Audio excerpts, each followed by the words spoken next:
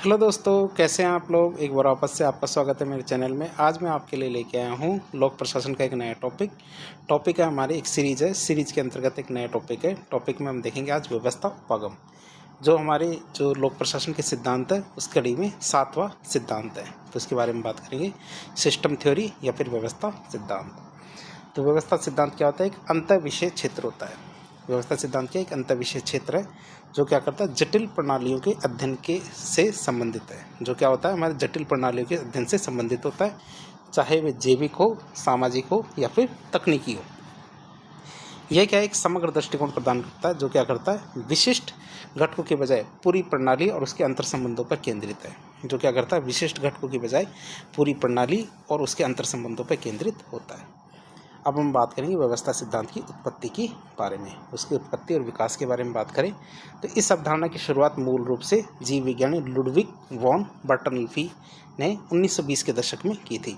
किसने की थी? लुडविग वॉन बर्टनलफी ने किया 1920 के दशक में इसकी शुरुआत की थी। लोक प्रशासन में व्यवस्था सिद्धांत को विकसित करने का कार्य हर्बर्ट ए साइमन और चेस्टर बर्नार्ड जैसे विद्वानों ने किया था। लोक प्रशासन में क्या व्यवस्था सिद्धांत को विकसित करने का कार्य हर्बर्ट ए साइमन और चेस्टर बर्नार्ड जैसे विद्वानों ने किया था।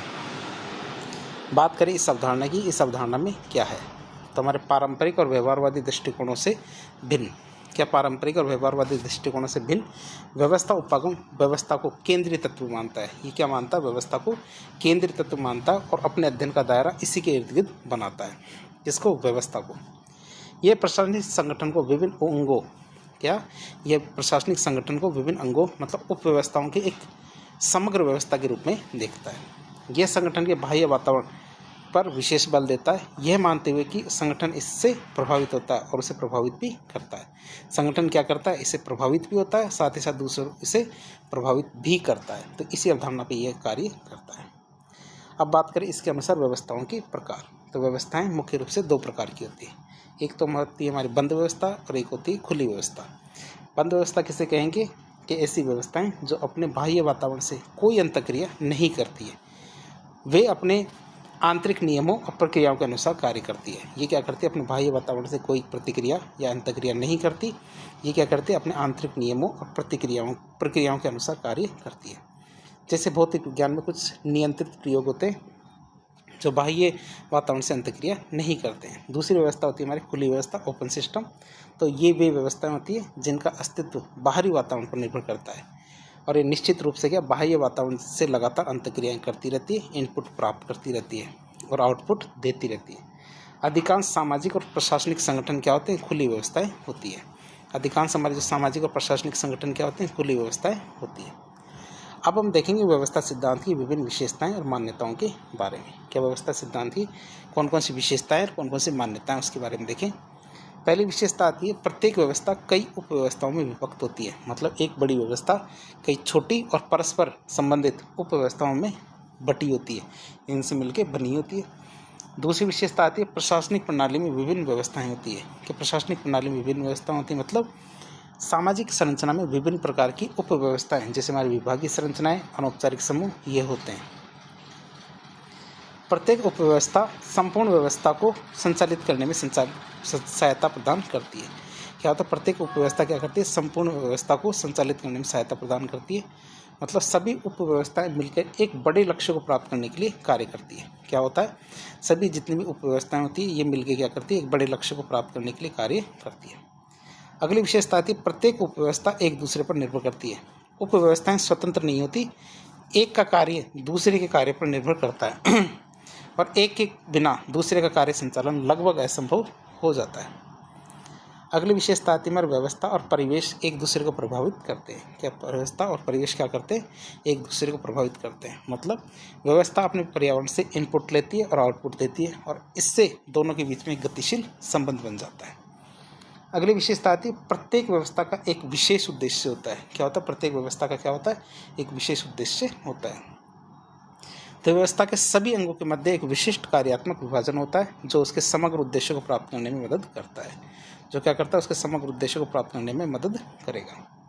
फिर आता है किसी खुली व्यवस्था को प्रभावित करने वाले कौन कौन से कारक हैं, वो बात करें तो खुली व्यवस्था को कई बाह्य कारक प्रभावित करते हैं। जैसे हमारे भौगोलिक कारक, जिसमें हमारे जलवायु और क्षेत्र शामिल होता है। आर्थिक कारक जिसमें जैसे हमारे जीएसटी मतलब वस्तु और सेवा कर, नोटबंदी, ये चीज़ें। सामाजिक व्यवस्था जैसे हमारे सांस्कृतिक मूल्य, जनसांख्यिकी। प्रशासनिक व्यवस्था मतलब कानून और नियम। राजनीतिक व्यवस्था मतलब सरकार की नीतियाँ, राजनीतिक स्थिरता।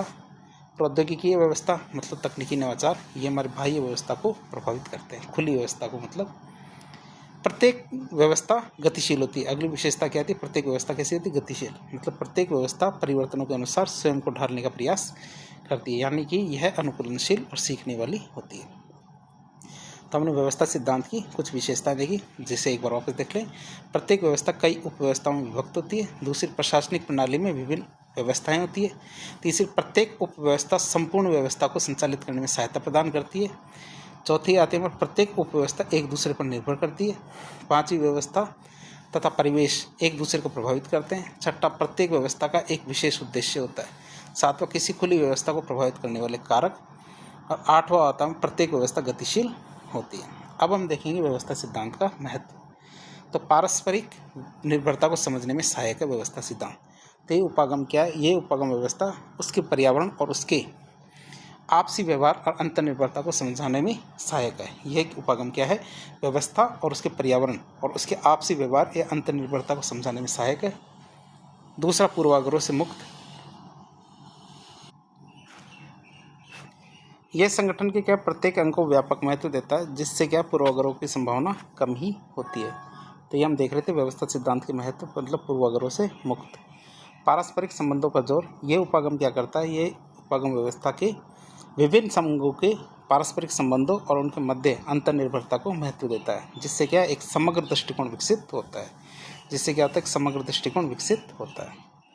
इस संगठन की गतिशीलता में वृद्धि। तो यह उपागम क्या करता है? संगठन को समय के साथ सुधार करने और परिवर्तनों के अनुकूल होने में मदद करता है। ये क्या करता है? यह उपागम संगठन को समय के साथ सुधार करने और परिवर्तनों के अनुकूल होने में मदद करता है। तो प्रशासनिक दृष्टि से लाभ की बात करें तो कार्मिक प्रशासन में तालमेल। तो भर्ती, प्रशिक्षण, पदोन्नति, वेतन, कार्य निष्पादन, मूल्यांकन जैसे क्षेत्रों में उचित तालमेल बैठाने में यह उपागम क्या प्रासंगिक है। फिर टीम वर्क को बढ़ावा। तो प्रशासन में टीम वर्क दृष्टिकोण को बढ़ावा मिलता है। क्यों? क्योंकि सभी उपव्यवस्थाएं क्या एक साथ काम करती हैं। इसके अंतर्गत क्या होता है? सभी उपव्यवस्थाएं क्या एक साथ मिलकर काम करती हैं। तो प्रशासनिक सुधार की बात करें तो प्रशासनिक सुधारों हेतु व्यवस्था उपागम सबसे ज़्यादा उपयुक्त है। क्यों? क्योंकि यह परिवर्तनों और अनुकूलनशीलता पर जोर देता है। ये क्या करता है? परिवर्तनों और अनुकूलनशीलता पर जोर देता है। तो इस तरह हमने व्यवस्था उपागम की ये व्यवस्था सिद्धांत का महत्व देखा। पहला महत्व है हमारे पारस्परिक जो निर्भरता, इसको समझने में सहायक। दूसरा, पूर्वाग्रहों से मुक्त। तीसरा, पारस्परिक संबंधों पर जोर। चौथा, हमारे संगठन की गतिशीलता में वृद्धि। पांचवा, प्रशासनिक दृष्टि से लाभ। अब हम देखेंगे व्यवस्था सिद्धांत की आलोचनाओं के बारे में। पहली आलोचना आती है संबंधों की गहराई बताने में असमर्थ है। तो यह उपागम क्या है? उपव्यवस्थाओं के मध्य संबंध तो बताता है, लेकिन उन संबंधों की गहराई मतलब कैसे और क्यों, ये बताने में असमर्थ रहता है। दूसरा, उपव्यवस्थाओं को खोजना कठिन है। मतलब कि किसी जटिल व्यवस्था में बहुत और विभिन्न उपव्यवस्थाओं को खोजना और उन्हें स्पष्ट रूप से परिभाषित करना एक कठिन और जटिल कार्य हो सकता है। फिर कारणात्मक व्याख्या में असफलता। क्या कारणात्मक व्याख्या में असफलता? तो लोक प्रशासन और पर्यावरण के प्रभावों की स्पष्ट कारणात्मक व्याख्या करने में यह उपागम कई बार असफल रहा है। यह सहसंबंध तो दर्शाता है, लेकिन कार्य कारण संबंध को पूरी तरह से स्पष्ट नहीं कर पाता। ये क्या है? सहसंबंध तो दिखाता है, लेकिन क्या कार्य कारण संबंध को पूरी तरह से स्पष्ट नहीं कर पाता। अत्यधिक अमूर्तता। कुछ आलोचक इसे अत्यधिक अमूर्त और सामान्य मानते हैं, जिससे क्या इसे विशिष्ट प्रशासनिक समस्याओं पर लागू करना मुश्किल हो जाता है। और आखिरी आलोचना आती है संघर्ष और शक्ति गतिशीलता की उपेक्षा। शक्ति गतिशीलता की उपेक्षा। तो ये अक्सर क्या व्यवस्था की स्थिर और संतुलन पर अधिक ध्यान देता है और संगठन के भीतर संघर्ष, शक्ति गतिशीलता और व्यक्तिगत हित के कारकों की उपेक्षा कर सकता है। और तो इस तरह हमने देखा इसकी आलोचनाएं एक बार वापस बता दें आपको। मतलब ये संबंधों की गहराई बताने में असमर्थ है, उपव्यवस्थाओं को खोजना कठिन है। अगली आलोचना कारणात्मक व्याख्या में असफलता, अत्यधिक अमूर्तता, संघर्ष और शक्ति गतिशीलता की उपेक्षा। तो इस तरह आज के लेक्चर के जरिए हमने व्यवस्था सिद्धांत के बारे में जानने की कोशिश की। तो इस प्रकार के इन्फॉर्मेटिव वीडियो देखने के लिए हमारे चैनल से जुड़े। वीडियो यदि पसंद आता तो वीडियो को लाइक करें, चैनल को सब्सक्राइब करें, अपने दोस्तों के साथ शेयर करें। धन्यवाद।